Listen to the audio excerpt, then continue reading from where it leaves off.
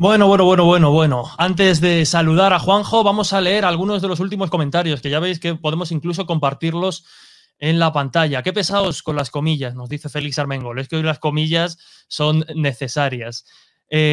Bueno, aquí hay alguna pregunta. ¿Con el tarot no se puede investigar un poltergeist? Pues no lo hemos comentado, María Tugores, pero está claro que con un misterio no se puede investigar otro misterio. Es decir, si yo pretendo investigar un poltergeist y para investigar ese fenómeno utilizo la bola de cristal, el tarot o la ouija, cuando no tengo ni idea de cómo funcionan ni qué provocan, pues está claro que es complicado investigar misterios con más fenómenos desconocidos. Alfonso Trinidad, que por cierto nos está siguiendo con su Unimagic, Universo Mágico, que también lo podéis seguir. Carolina Fraile, hombre, qué ilusión leerla por aquí. Lo que no puedo entender es por qué los youtubers de pacotilla que cuentan basura tienen más impacto mediático que investigaciones serias. Mola más el morbo que la verdad. Pues sí. Aquí, María, te presto mis runas, decía Mayorea Mayo. En fin, muchos comentarios, pero el que ya está al otro lado de la línea es nuestro compañero Juanjo Sánchez Oro. ¿Qué tal, Juanjo? Ostras, pensaba que me ibas a sacar algún juguete o alguna careta o algo. ¿No? Mira lo que tengo. Joder, bueno, no está mal. No se quejará. No está mal. Juanjo, abrimos de nuevo el gabinete de extrañezas y lo hacemos además. Bueno, mira, antes no lo he puesto, lo voy a poner ahora, un segundo, porque además nos va a servir para. Aquí está la Secret Shot. Pero mira lo que tenía preparado, Juanjo, porque hemos estado hablando de Poltergeist y pueden buscar en El Dragón Invisible el programa que dedicamos con David Cuevas, por cierto, también con Carballal, a policías y Poltergeist. Vais a encontrar historias muy parecidas a las que hemos contado hoy, con finales diferentes. Y en este caso, la historia que nos cuenta David Cuevas a través del investigador Ángel Blanco es terrible, relacionada precisamente con los Poltergeist. Y no terrible porque de miedo, sino terrible por la realidad social que escondía detrás. Pero como decía Juanjo, abrimos de nuevo Gabinete de Extrañezas. Hace no muchos días, hace no muchas semanas, mejor dicho, hablábamos en El Dragón Invisible con Antonio Piñero sobre la resurrección de Jesús y, lógicamente, nos preguntábamos o le preguntábamos si existía o se puede hablar de evidencia arqueológica, digamos, de esa resurrección. Esa evidencia arqueológica que algunos historiadores o algunos expertos han utilizado hace referencia a la tumba vacía. Cuéntanos un poco, ponnos en contexto. Pues bueno, pues mira, siguiendo con las recomendaciones, yo creo que perfectamente cualquier dragonauta puede acudir a ese programa, a esa entrevista que le hiciste sobre un tema además muy complicado de abordar, el de la resurrección, el de cómo podemos demostrar realmente si existió esa resurrección de Jesús o no, que marca absolutamente todo lo que es el mensaje del Mesías, que marca también absolutamente todo lo que ha sido la fundación del cristianismo, porque gira a partir de ese milagro, de la resurrección. Y bueno, pues ahí Antonio Piñero en esa entrevista desarrolla el tema, pone muy bien en contexto histórico todo lo que es la figura del Jesús histórico, cómo a partir del Jesús histórico se va desplegando un determinado mito y eso hace que sea tan difícil el acceder a la realidad histórica del personaje. Al final nos hemos quedado con el mensaje, con la doctrina y muy poco con los datos realmente que debieron ocurrir alrededor de su figura y de su predicación. Entonces, bueno, al margen de esto, hay una cuestión también que es fundamental, porque si hablamos de resurrección, tenemos que hablar de un episodio que sería algo así como la evidencia empírica que hubo en la época de esa posible resurrección, y es lo que tú has denominado, eso que se llama la tumba vacía.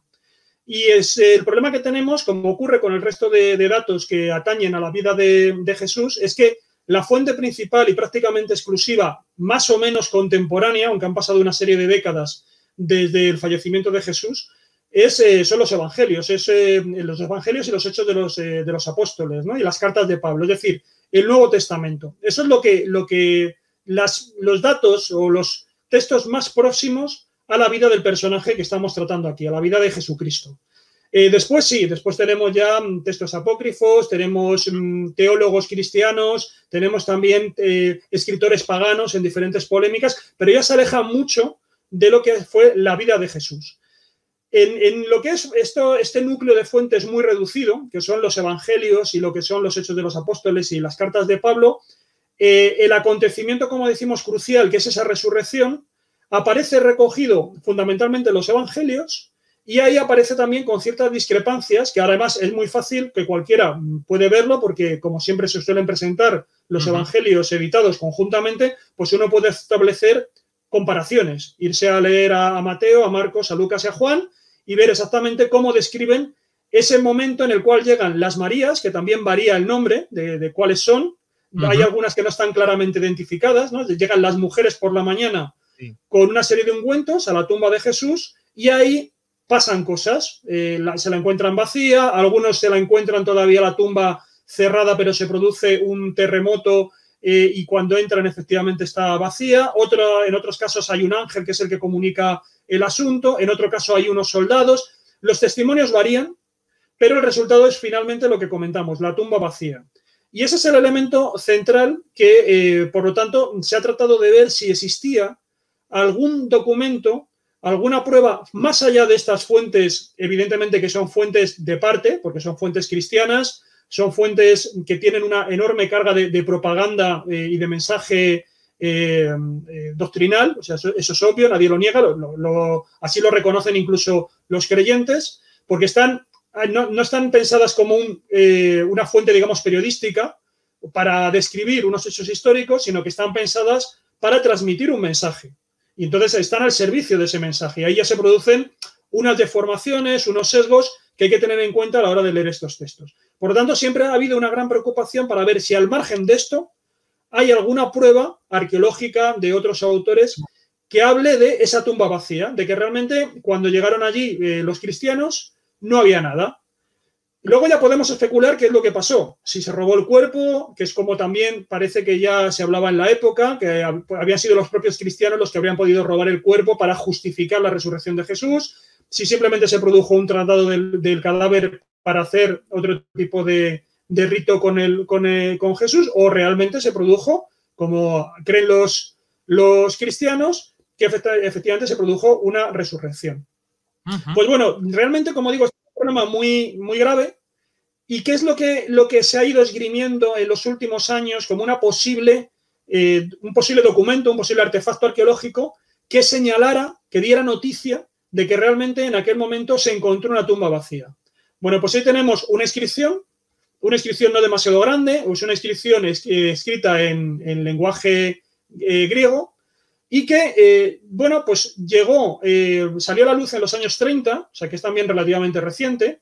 Esta inscripción estaba en manos de un conservador del Museo del Louvre, un conservador alemán que tenía cierto prestigio en la época, estamos hablando de principios del siglo XX, y este personaje también tenía una colección privada de objetos arqueológicos.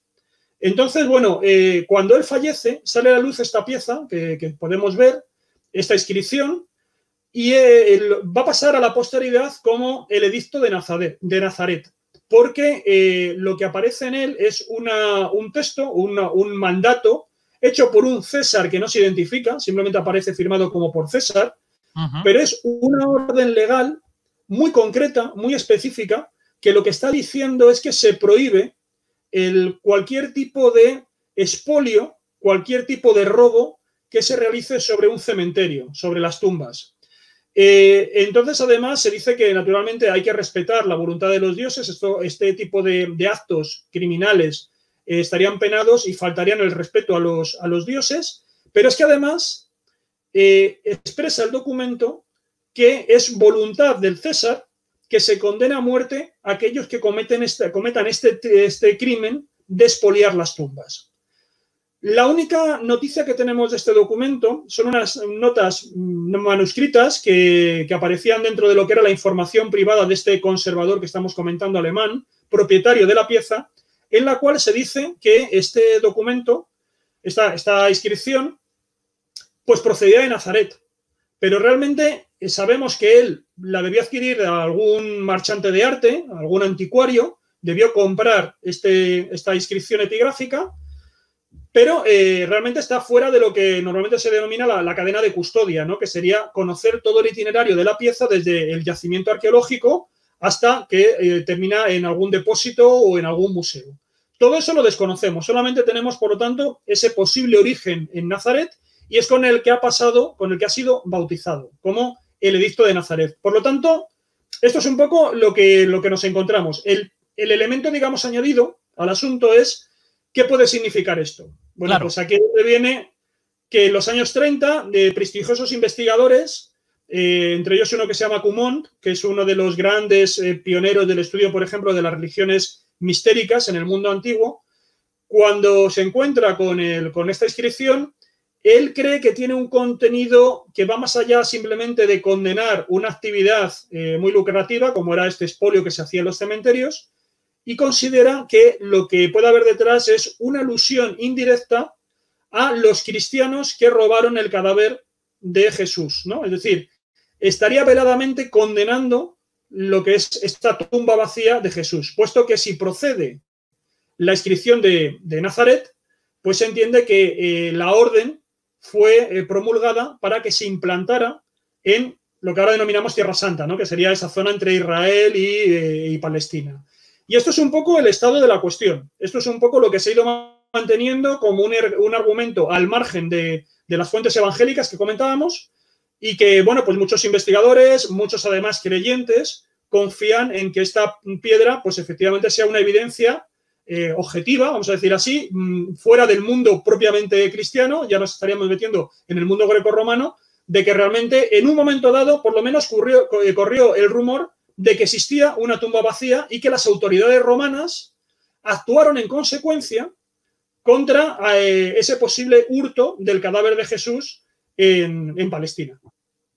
Desde luego, interesante, ¿no? Porque puede poner fin a esta polémica que incluso nosotros, pues hasta hace cuestión de unas semanas, hemos podido comprobar que en cierto modo existe dentro del mundo académico. Hay quienes la defienden, hay quien no, pero bueno, ahora vamos ya, pues eso, a las evidencias arqueológicas. Estamos viendo en pantalla precisamente ese edicto de Nazaret que comentabas. Y ahora, bueno, también tenemos aquí, ahora veremos otra imagen. Pero como digo, Juanjo, la noticia podría poner fin de confirmarse un poco a esta polémica. Sí, claro, como digo, esto ha sido un argumento que se han ido lanzando determinados investigadores, aquellos que bueno, pues que lo que comentan es que realmente, como te digo, la resurrección es poco menos que imposible, porque realmente sería una especie de truco o de argumento literario que se utilizó para... Los arqueólogos y los investigadores no conocen la Sábana Santa. Joder. Claro, por ejemplo, ¿ves? Otra pieza que también se ha utilizado desde la arqueología para tratar de justificar la fe, ¿no? Entonces, bueno, nos movemos en ese territorio que es, como te digo, tan complicado y que incluso también muchos investigadores, a la hora de abordar el tema de la resurrección, pues ponen ciertos reparos, porque saben que se están metiendo en un terreno complicado que es el de la fe, donde pueden pisar muchos callos y que, como digo, es delicado en el sentido de que realmente pues a veces piensas que puedes estar ofendiendo las creencias de los demás, pero por otro lado está el juicio histórico que se plantea para otras cuestiones y para otros personajes, ¿no? Sin ningún problema, ¿no? O sea que, bueno, pues te pongo un ejemplo. Y cuando tú analizas la antigüedad, personajes más o menos contemporáneos a la vida de Jesús, si son del mundo grecorromano, por ejemplo, pues si nos hablamos eso de Césares y tal, hay muchas veces que están acompañados su vida de prodigios que justificaban también determinadas acciones. Y no hay ningún problema dentro del mundo académico en analizar esos prodigios. En cambio, cuando tropezamos con los milagros y con los acontecimientos más sobrenaturales que están ligados a la vida de Jesús, pues es más difícil hablar con naturalidad, ¿no? Yo lo entiendo, porque evidentemente es una creencia muy viva, hay muchas cuestiones que están en juego y, bueno, pues ya digo, el debate de alguna forma se plantea en unos términos diferentes a los cuando abordamos otro tipo de sucesos sobrenaturales del pasado, ¿no? Pero bueno, la novedad, y es por lo que lo traemos aquí al gabinete, es que ha habido un estudio muy reciente, yo creo que bastante interesante, sobre esta pieza, sobre esta inscripción, que como decimos es el edicto de Nazaret, que lo único que sabíamos era que se ubicaba en principio su origen en Nazaret. Y claro, ahora viene la novedad, ¿no? Y es que la Universidad de Oklahoma, aunque hay también investigadores de Harvard, pero bueno, fundamentalmente son de la Universidad de Oklahoma, lo que ha hecho ha sido, pues, tirar por la calle de en medio. Ha cogido la pieza, la ha rascado, ha cogido una pequeña cantidad y ha analizado cuál puede ser su origen mineral. Es decir, la cantera de donde se extrajo la roca para luego ser tallada. Y aquí es donde se ha encontrado, pues claro, que lejos de pensar que estaba, una vez que se ha localizado, prácticamente ellos aseguran que al 99%, o sea, hay muy poquitas posibilidades de que se hayan equivocado, ¿no? Habrá que esperar otros estudios, a ver si se animan y replican la investigación, replican el análisis, pero en principio ellos quieren haber localizado efectivamente cuál fue el suelo, vamos a decir así, la roca madre de donde se extrajo este fragmento para luego tallarlo. Y no está en Israel, no está en Palestina. ¡Qué sorpresa! Vaya. Claro.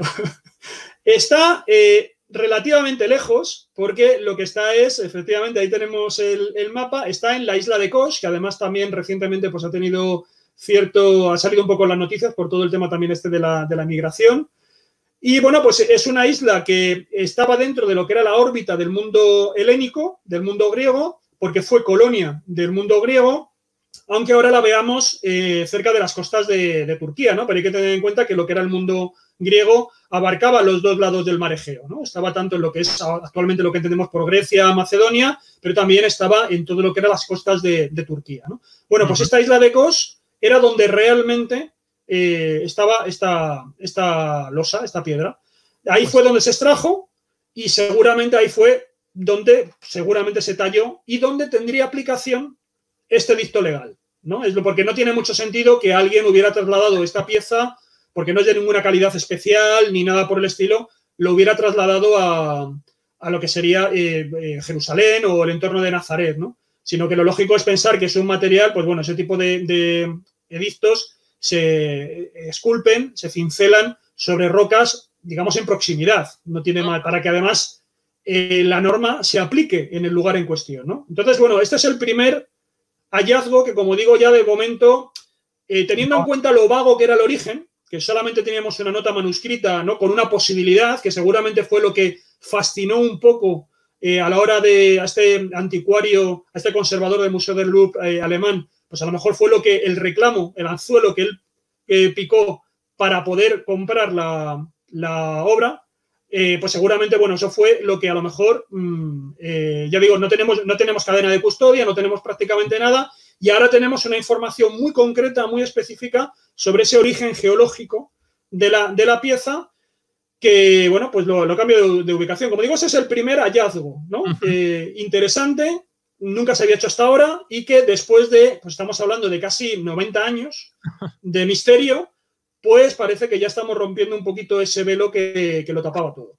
Fíjate, Juanjo, en pantalla, porque el comentario que hacen tiene cierta gracia, ¿no? Cristina M. comenta, la arqueología es un 90% especulación y añade Metsoku y un 10% fantasía. Bueno, pero tú imagínate, si esto es especulación, teniendo en cuenta que, a ver, aquí sí que es una evidencia empírica, ¿no? Tú imagínate lo que puede ser interpretar textos evangélicos. Mamá. Teniendo en cuenta que hay 4 autores mínimo, uno por cada evangelio, teniendo en cuenta que si tú empiezas a mirar todos los cristianismos que hay hoy en día y que además todos dicen que están haciendo una lectura auténtica de la misma fuente y sin embargo discrepan completamente. O sea, te salen formas de entender a Jesús y del mensaje que transmitió Jesús radicalmente distintas. O sea, hay una gran diferencia entre, por ejemplo, lo que creen los mormones y lo que creen, por ejemplo, los católicos. También hay diferencias entre los ortodoxos y, por ejemplo, los testigos de Jehová, ¿no? Y luego ya si te vas a otra serie de comunidades más pequeñas, las discrepancias son enormes. O sea que seguramente hay más consenso dentro de la arqueología, con todo lo especulativa que puede ser, que en lo que es simplemente las lecturas teológicas, ¿no? Lo que se denomina la exégesis bíblica que hay actualmente, ¿no? Donde ahí ya sí que el debate es, bueno, pues... En fin, por no desviarnos del tema, Juanjo, mira, tenemos en pantalla una moneda con un nombre y también es relevante para esta noticia. Eso es, porque claro, como decimos, ya por lo menos tenemos ubicado el origen de esta inscripción, que como decimos es muy importante. Y además, aquí se puede especular, pero hay unos datos, es decir, tenemos un análisis químico, un análisis mineralógico que evidentemente encuentra una correlación directa entre el material y la cantera en la isla de Kos. Juanjo, ahora bien, esta piedra, la que estamos viendo en pantalla, habría sido producida en la isla de Kos y ahora vamos a seguir resolviendo el misterio para bingo con esta moneda. Eso es. Entonces, ahora la cuestión es, claro, ¿para qué se hizo esta ley? Porque, como decimos, aparece mencionado César, pero no aparece quién es el nombre de ese César, ¿no? César era un cargo que se va a ir repitiendo a lo largo del tiempo. Esto es lo que hizo que también, al hablar del edicto de Nazaret y al aparecer el nombre de César, se pensara que realmente esta inscripción podía pertenecer al siglo I. Por lo tanto, también nos acercaba a la biografía de Jesús, ¿no?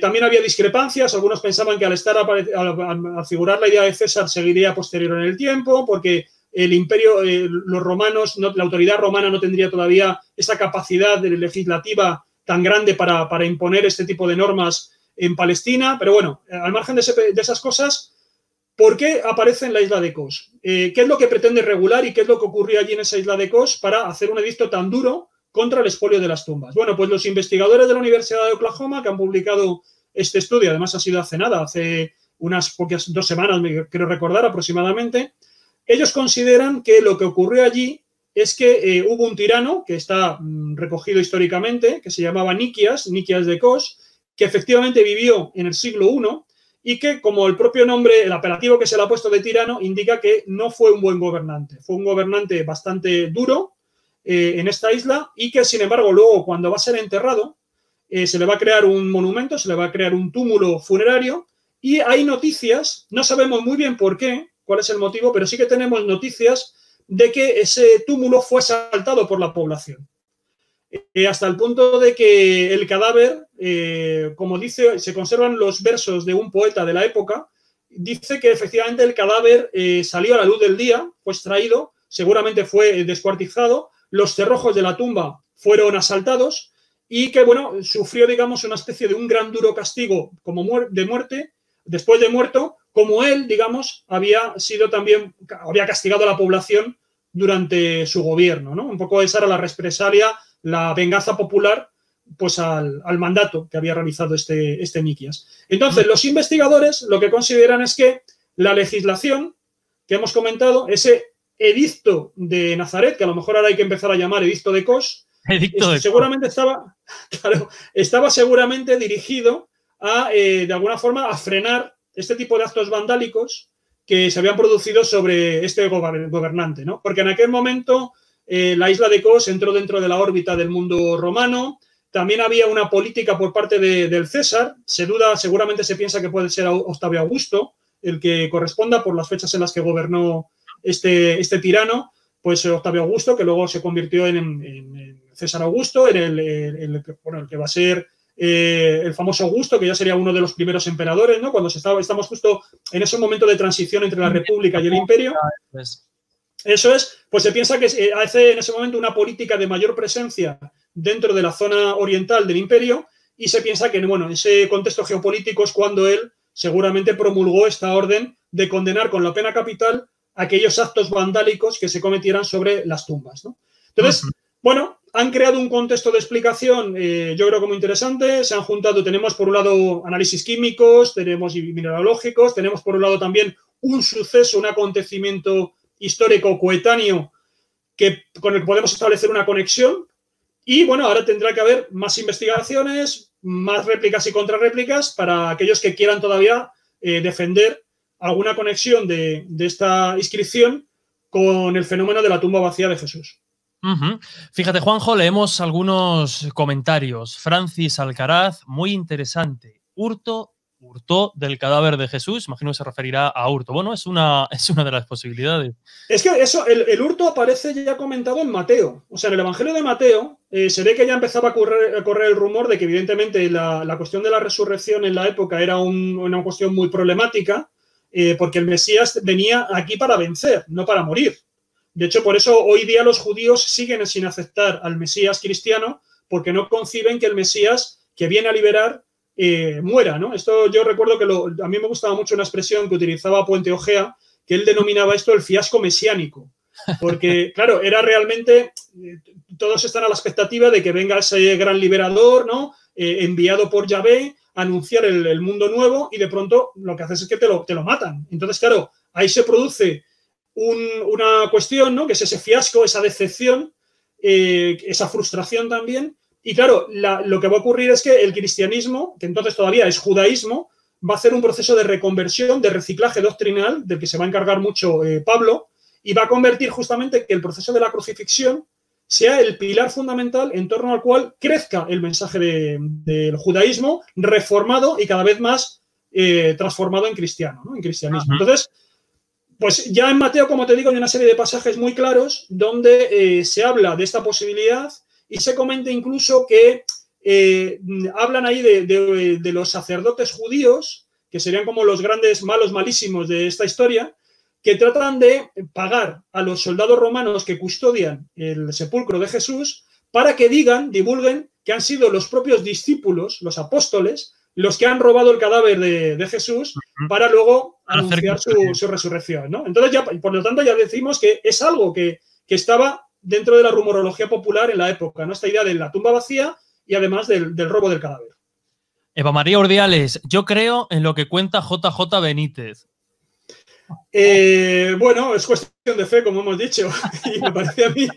Pero yo, sinceramente, lo que cuenta JJ Benítez es una novela. No quiero decir con eso que lo que cuenten los evangelios sea historia, porque ya lo hemos comentado. Claro, bien tirado. Es así, o sea, es cierto, y trabajamos con el material que trabajamos, pero evidentemente, cuando hablamos de las fuentes, tenemos que entender, aunque incluso sean novelas, los evangelios estén más o menos novelados, haya una enorme carga de literatura, pues es más próximo a los acontecimientos que Juan José Benítez. Fíjate, Cristina M., yo pienso que de haber existido sería un rebelde tocapelotas de la época. Bueno, eso lo comentaba en la entrevista en El Dragón Invisible, lo contaba muy bien Antonio Piñero, o sea, te lo estuvo comentando a ti Jesús. Todo lo que era ¿por qué fue ajusticiado, ¿no? ¿Por qué es condenado por las autoridades romanas? Porque evidentemente él está lanzando un mensaje subversivo y es un mensaje que está provocando agitación social. Que nos lavemos la boca antes de hablar de Benítez. Claro, entonces, bueno, pues eso es así. Eso es en así. fin, Juanjo, esta noticia vendría un poco a aclarar quizá una polémica, lo repetimos, ¿no? Que ha estado muy presente. Algunos investigadores la han tomado más en serio, otros menos, le han dado más, menos validez, pero es verdad que determinados expertos la habían tomado en consideración. Por lo tanto, Juanjo, mira lo que vamos a tener en pantalla ahora mismo, es decir, la tumba del Santo Sepulcro. ¿Qué hacemos ahora con todas estas tumbas y estas historias y estas...? Bueno, esto daría para tratarlo muy en detalle, ya a lo mejor con el debido tiempo, pues a lo mejor sí que conviene hacerlo, pero vamos a decir básicamente que ahora mismo, según la tradición, según la fe, tendríamos 4 tumbas, vamos a decir así, en Jerusalén, solamente en Jerusalén. Luego ya si hablamos del resto del mundo, como nos salen, ya sabes, Cachemira, la que tenemos en Francia, bueno, un montón, ¿no? Pero bueno, solamente en Jerusalén, que es donde tenemos noticia más o menos histórica, evidentemente, que se produjo su enterramiento, ¿no? La crucifixión y su enterramiento. Pues tendríamos esta que tú estás mostrando, que es el Santo Sepulcro. Esta es una foto del interior. El Santo Sepulcro en sí mismo es una maravilla. Es una basílica paleocristiana construida en tiempos del emperador Constantino, que es el que va a convertir ya en religión oficial autorizada sin ningún problema el cristianismo, todavía conviviendo con el resto de religiones paganas. Pero bueno, aquí lo que tenemos, he cogido esta instantánea porque hay muchísimos. El Santo Sepulcro es una especie de microcosmos muy particular. Tú ten en cuenta que el Santo Sepulcro es una basílica administrada por 4 confesiones religiosas. Está regida por los ortodoxos, está regida por los católicos, y en concreto por la Orden Franciscana, por la Iglesia Armenia y por la Iglesia Etíope. Y esto ha generado unos problemas que no te puedes hacer una idea. Ostras. Porque unos tienen la llave, otros tienen permisos para hacer determinadas cosas. Claro. Solamente comentaré una anécdota muy, muy rápida, y es que hay en la fachada, en la foto típica que se conserva de la fachada de la entrada principal del Santo Sepulcro, en un piso superior hay una escalera de madera, una escalera normal, de esta de traviesas normal, ¿no? Y en esta escalera está colocada ahí en la fachada porque cuenta la tradición que no fueron capaces de ponerse de acuerdo para ver quién de las confesiones era el encargado de quitar esa escalera de allí. No es esta, Entonces, ¿verdad? La imagen no, eso es que estaban restaurando cuando hice la foto. Vale, no, es que ya estaba dudando, lo has descrito así, digo, no es esta. No, es en la fachada, es en el exterior, pero bueno. Otro día sí eso cuando hablemos del Santo Sepulcro, que es impresionante la simbología, pero se quedó ahí la escalera puesta y sigue estando ahí un poco como, no sé cómo decirte, un poco como cargo de conciencia, ¿no? Como remordimiento también un poco de cómo habían sido incapaces de ponerse de acuerdo para gestionar muchas cuestiones de aquí. De hecho, claro, esta localidad, Jerusalén, ha estado muchas veces en manos de los musulmanes. Entonces, muchas veces el mandatario musulmán es el que tenía que mediar entre las confesiones religiosas para crear una normativa del día a día en la vida dentro de la basílica, ¿no? La imagen que tenéis aquí es la piedra que hay justamente también a la entrada. No es el sepulcro, que está en una zona del Santa Santorum, que está justamente en una zona interior. Esta es la piedra que hay a la entrada, pero bueno, es donde se supone que cuando se bajó el cuerpo del Gólgota, de donde estaba crucificado Jesús, pues lo colocaron allí, fue el primer sitio, y ahora mismo, pues los fieles, como veis ahí, los feligreses rezan, tocan, pasan ropas para que de alguna forma se impregnen de santidad, y la propia losa se ha convertido en una reliquia en sí misma porque se le atribuye ese antiguo contacto con el cadáver de Jesús recién descendido, ¿no? de la crucifixión. Entonces, Pero bueno, hay más tumbas, como por ejemplo la del Jardín.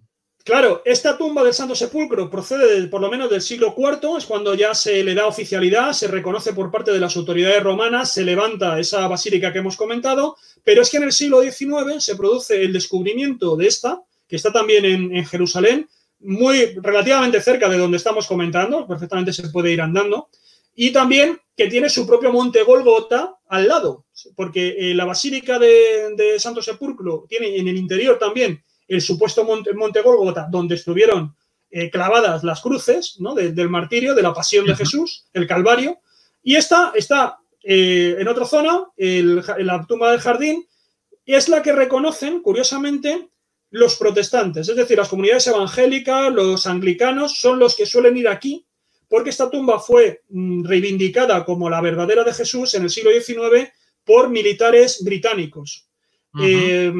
Tendríamos que entrar aquí también en los estudios arqueológicos que se han hecho, tanto en unas como en otras, porque seguramente ni la del Santo Sepulcro ni esta fueron las auténticas, o por lo menos no coincide en todos los aspectos con lo que dicen los evangelios, ¿no? Por eso hay bastantes dudas, ¿no? Pero bueno, esta es ahora mismo el centro de veneración, esta tumba del Jardín, está en manos de estos anglicanos, está en manos además de una comunidad de británicos que en su momento reunió fondos en el siglo XIX para comprar toda esa zona, y ahora mismo pues es el centro de peregrinación de esas confesiones religiosas, de estas confesiones protestantes, son los que suelen acudir aquí a este sitio y donde ellos consideran que realmente es la auténtica.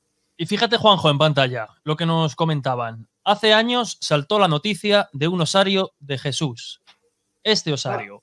Exactamente, ahí lo tenemos. Este es el osario de Talpiot. Esto además saltó efectivamente la noticia, sobre todo muy mediática, porque, bueno, lo tenemos ahí, ¿no? Por James Cameron, el famoso director de cine de Titanic.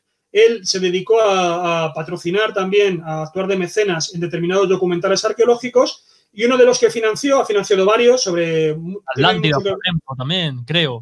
También, sobre el tema de Moisés, también lo ha hecho, y uno fue este, ¿no? Estas urnas funerarias que aparecieron también en la ciudad vieja de Jerusalén, donde, bueno, pues hay unas inscripciones muy polémicas, también esto sería largo de comentar, en las cuales algunos leen que aparece algo así como Jesús, hijo de José.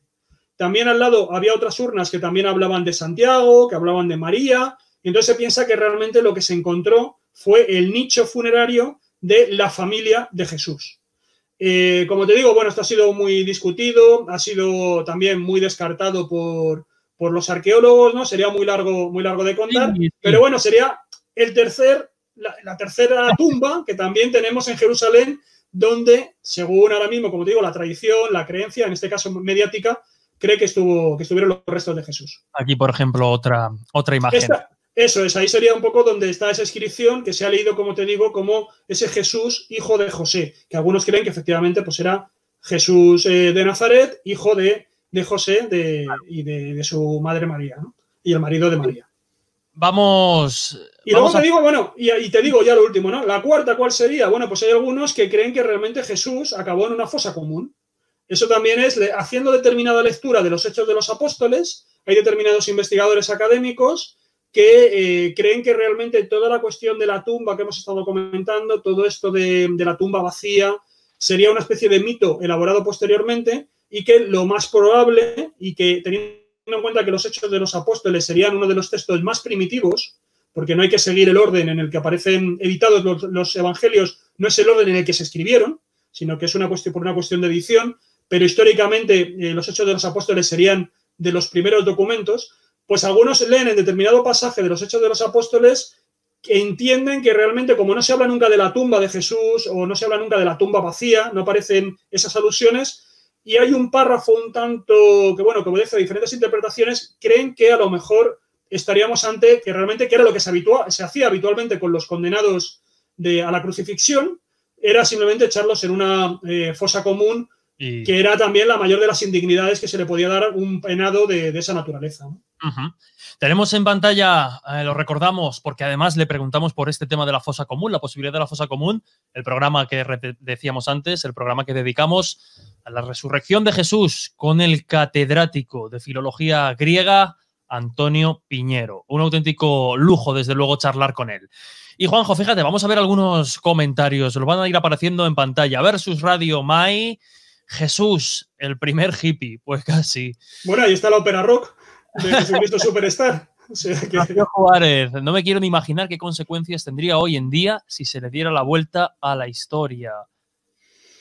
Bueno, no lo sé, ¿eh? Es que también hay, yo no nos damos cuenta, pero hay muchísimas más religiones que el cristianismo, ¿eh? O sea, el cristianismo está muy extendido, pero hay un montón de vamos a decir así, habitantes de ese planeta, ¿no? Compañeros de especie en este planeta, y estamos hablando de miles de millones, para los cuales la vida de Jesús no supone nada. Tú te vas a Oriente y China, la India, que son los países más grandes del mundo, Japón, toda esa zona, el cristianismo es absolutamente minoritario y para ellos no les afecta lo más mínimo, ¿no? Y dentro también del propio Islam, la divinidad de Jesús está bajo mínimos, porque solamente se le considera un profeta, ¿no? Ni siquiera se le considera en determinadas corrientes que murió en la cruz, ¿no? Porque no acepta la resurrección, ¿no? Eso es. Así que, pues ya te digo que es muy relativo eso, ¿no? El impacto que podría tener. Una vez vi a unas ortodoxas rusas ungiendo el Santo Sepulcro, o mejor dicho, la lápida que hay a la entrada. La que hemos visto, exactamente la que hemos visto. El sepulcro está en otra parte con crema solar. O sea, que vio a dos ultraortodoxas rusas ungiendo el sepulcro con. Sí, con sí, sí. Hacen todo este tipo de, como tú dices, están ungiendo, lo que hacen es utilizar lo mismo, esos aceites, aceite, y entonces lo que hacen es que luego lo van recogiendo con determinadas telas, por esa idea también, como te digo, un poco de impregnarla, ¿no? De transmitir la santidad de ese elemento, porque también luego se le atribuyen pues, poderes curativos y tal. Todo lo que es el Santo Sepulcro es una auténtica enciclopedia de símbolos y es una auténtica factoría de milagros.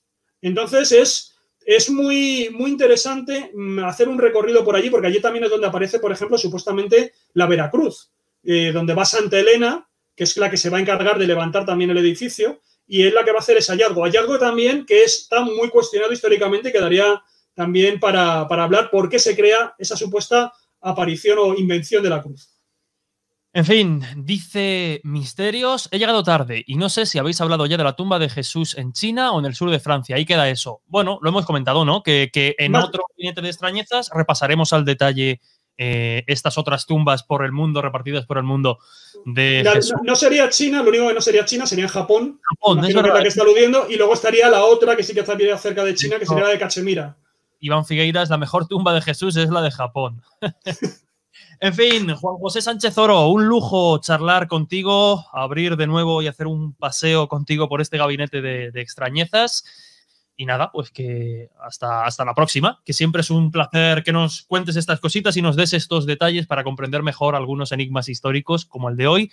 La tumba de Jesús, evidencia arqueológica de la resurrección. Bueno, lo que hasta el momento se había utilizado, ese edicto que hasta el momento se había utilizado como principal prueba o principal argumento para defender esa evidencia arqueológica de la resurrección, parece que está hecho muy lejos de la zona que hemos estado comentando. Así que, Juan José Sánchez Oro, ahora de nuevo, muchísimas gracias y nada, que nos escuchamos en próximos dragones y esas cosas.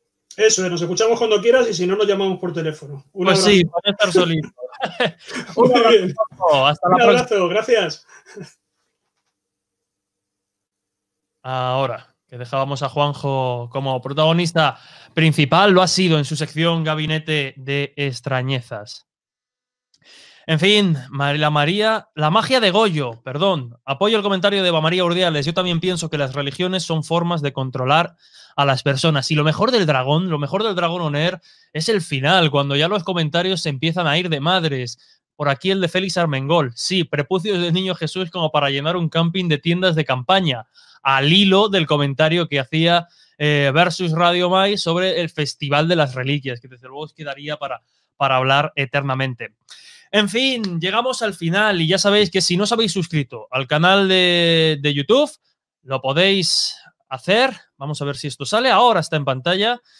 Bueno, aquí teníamos la cuenta de Secrepsot de Manuel Carballal. Vamos al canal de YouTube para que todos veáis, ¿no?, dónde os podéis suscribir y hacernos pues ese favor. Necesitamos subir, necesitamos más suscriptores, necesitamos ser más, pues para seguir fomentando estos vídeos. Ya sabéis que aparte tenéis el podcast de El Dragón Invisible, que se emite a partir de ahora todos los viernes a las 11 de la noche en Radio Castilla-La Mancha. Hablamos del Dragón Invisible canónico, el Dragón Invisible en radio, el que, bueno, nos precede o precede a todo esto. También los audios de estos vídeos de YouTube que van a parar a la guarida del dragón, donde además tenéis la opción de apoyarnos, de suscribiros, en fin. Y luego, pues lo que decíamos, el YouTube.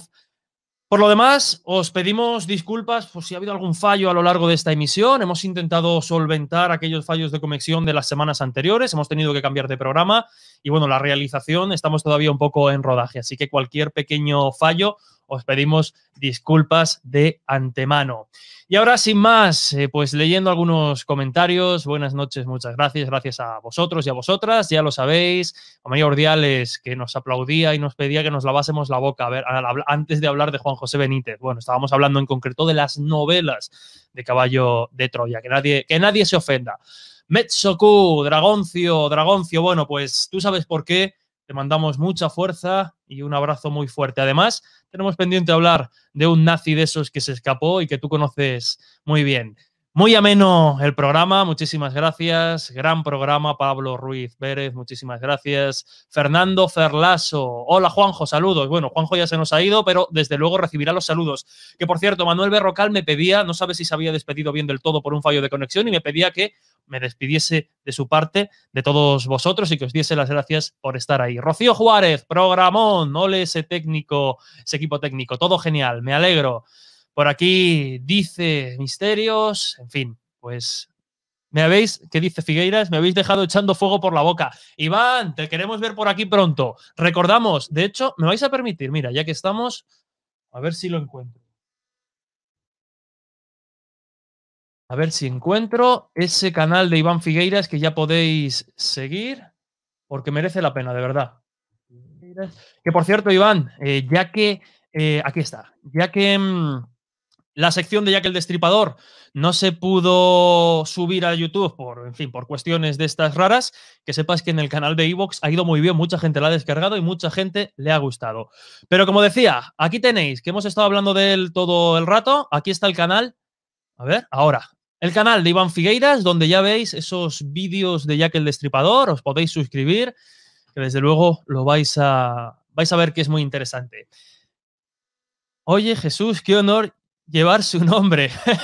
Bueno, eso habría que decírselo a mis padres. Alex Fernández, muy buen programa, enhorabuena.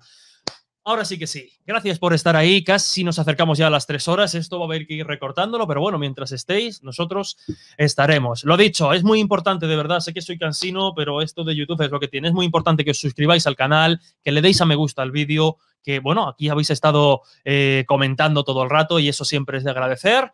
Y sin más, con el deseo de que hayáis disfrutado, de que hayáis aprendido, nos despedimos hasta dentro de 6 días. Viernes a las 11 de la noche en Radio Castilla-La Mancha, sábado 11 de la noche, el Dragón On Air en nuestro canal de YouTube.